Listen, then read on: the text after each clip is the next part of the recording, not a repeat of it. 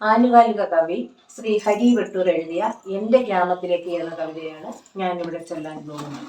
ഇനിയുമൻ പ്രിയമുള്ള ഗ്രാമത്തിലേക്കെൻ്റെ വിറയാർന്ന ചുവടുകൾ ഞാൻ ചവിട്ടാം.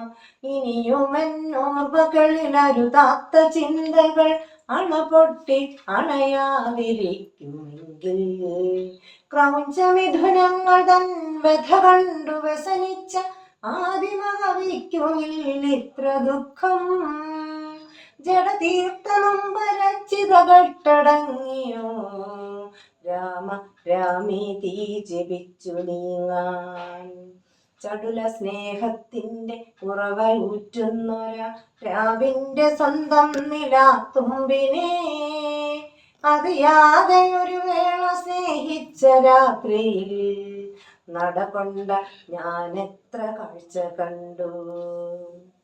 ഒരു മതൻ നിലവിളക്കെരിയുന്ന നെഞ്ചിലെ ഭയമെന്ന കൂരുരുൾ മാഞ്ഞതാവാം. നെടുവീർപ്പൊരീണമായി കേൾക്കാം വിതന്ത്രിയാം മനമൗന വീണയിൽ നേർത്തപോലെ. പ്രകൃതിയുടെ ഊർജപ്രകാശം ഭയക്കുന്ന പ്രാകൃത മനുഷ്യരാണന്നുമിന്നും. പാടും പുലർച്ച വർഷത്തിലെന്നുള്ളിലെ സഭ്യമാം വാക്യം പ്രസക്തിയെത്തൂ. സാക്ഷരത പാടിപ്പുകഴ്ത്തുമെന്നാട്ടിലെ സംസ്കാര ശൂന്യത ജ്വലിച്ചുയർന്നു. ആ ബാലകങ്ങളിൽ അലയടിച്ചുയരുന്നു കാട്ടാള നൃത്തക്കരാള ശബ്ദം. ഇരുളിന്റെ മറപറ്റി അന്യന്റെ ശയ്യയിൽ അമൃതം നുണഞ്ഞിടും മാന്യവർഗം. വെറിപൂണ്ട കാമ പിശാച പിതാവിന്റെ നെഞ്ചിൽ പിടഞ്ഞതോ രക്തബന്ധം. ഇരുകരം കോർത്തു നിന്നടരാടി ജീവിത പ്രാണനം ചെയ്തവർ ശാന്തശീലർ. ഒരു മനസ്സും ഒരു മാറുമായി പുലർന്നവർ ആറടി മണ്ണിൽ പിടഞ്ഞു വീണു. അവതാര ലീലയുടെ അന്ത്യത്തിലെത്തുമൊരു അവ്യക്ത ശക്തി ഉറഞ്ഞതാവാം. കാട്ടളകൾ വായ്ത്താരിമേളം മുഴക്കി ധാത്രിക്കു നീരാട്ടു രക്തമേകാൻ.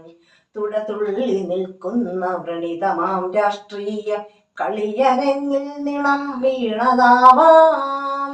നനവുള്ള മണ്ണിലെ ചുടുചോര തന്മണം അറിയാതകന്നുപോയി ചന്ദ്രബിംബം. ഒരു മതൻ ശാന്തി മന്ത്രാക്ഷരത്താളിലൊരു വേദമന്ത്രം പോൽ സമന്തഭദ്രൻ. ഗച്ഛാമി ശരണമെന്നോതിയൊരു മാനവൻ ഗുരുദേവ വചനവും വിസ്മരിച്ചു. പഞ്ചേന്ദ്രിയങ്ങൾക്കു പാമരം കിട്ടിയൊരു നൊമ്പരക്കൂടാം മനസ്സകന്നു. ഗതി തേടി അലയുന്നൊരാത്മദുഃഖങ്ങളെ തിരയുന്നു മൂകം മണൽപ്പരപ്പിൽ. ഉടുതുണിക്കൊരു ഗതിയുമില്ലാത്തൊരമ്മതൻ ചുറ്റിലും തുള്ളും വിഷപ്പാമ്പുകൾ. തുണയറ്റ ഗതിയാം വിധവയുടെ കണ്ണുനീർ തടവുന്ന ബാലനുണ്ടാത്മദുഃഖം.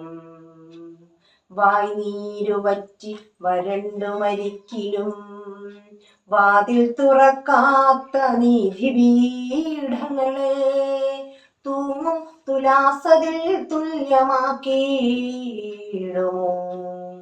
പാവം മനുഷ്യന്റെ പ്രാണന്റെ വേദനം. ഇനിയുമൻ പ്രിയമുള്ള ഗ്രാമത്തിൽ നിന്നുമൻ വിറയാർന്ന ചുവടുകൾ പിൻവലിക്കാം. ഇനിയുമൻ ഓർമ്മകളിൽ അരുതാത്ത ചിന്തകൾ അണപൊട്ടി അണയാതിരിക്കുമെങ്കിൽ അണപൊട്ടി അണയാതിരിക്കുമെങ്കിൽ. നന്ദി, നമസ്കാരം.